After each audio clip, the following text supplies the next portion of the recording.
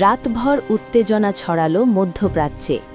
Israel জুড়ে ইরানের ক্ষেপণাস্ত্র হামলা, আতঙ্কে বাংকারে আশ্রয়। মধ্যপ্রাচ্যে নতুন করে উত্তেজনা ছড়িয়েছে ইরান ও ইসরায়েলের সংঘাত। রাতভর ইসরায়েলকে লক্ষ্য করে একাধিক ক্ষেপণাস্ত্র হামলা চালিয়েছে ইরান।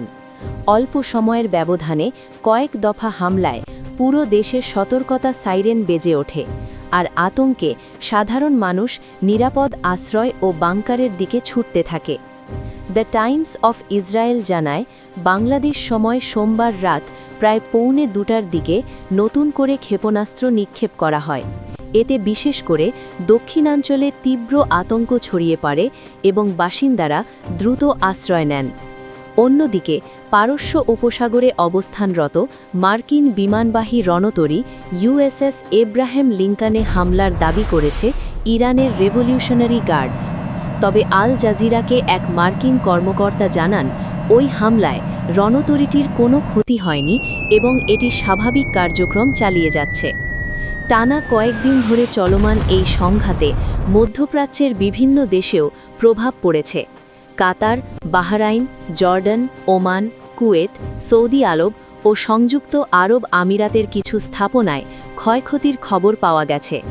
এতে হতাহতের ঘটনাও ঘটেছে বলে জানা যায়।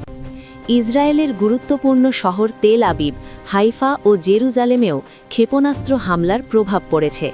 কিছু ক্ষেপণাস্ত্র প্রতিহত করা হলেও কয়েকটি লক্ষ্যবস্তুতে আঘাত হেনেছে বলে বিভিন্ন সূত্রে জানা গেছে। প্রতিরক্ষায় সক্রিয় রয়েছে ইসরায়েলি বাহিনী।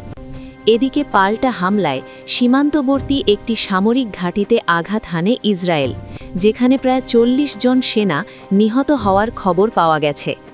এর পরপরই ইরান আরও তীব্র হামলা শুরু করে। ঘটনার পেছনে অন্যতম কারণ হিসেবে উঠে এসেছে ইরানের সর্বোচ্চ নেতা আয়াতুল্লাহ আলী খামেনিকে কেন্দ্র করে প্রতিশোধের ঘোষণা। জামকারান মসজিদে লাল পতাকা উত্তোলনের মাধ্যমে প্রতিশোধের প্রতীকী বার্তা দেওয়া হয়েছে, যা ইরানের জনমনে প্রতিক্রিয়া সৃষ্টি করেছে। মোট কথা, পরিস্থিতি ক্রমেই জটিল ও উদ্বেগজনক হয়ে উঠছে এবং পুরো অঞ্চল জুড়ে অস্থিতিশীলতার আশঙ্কা বাড়ছে।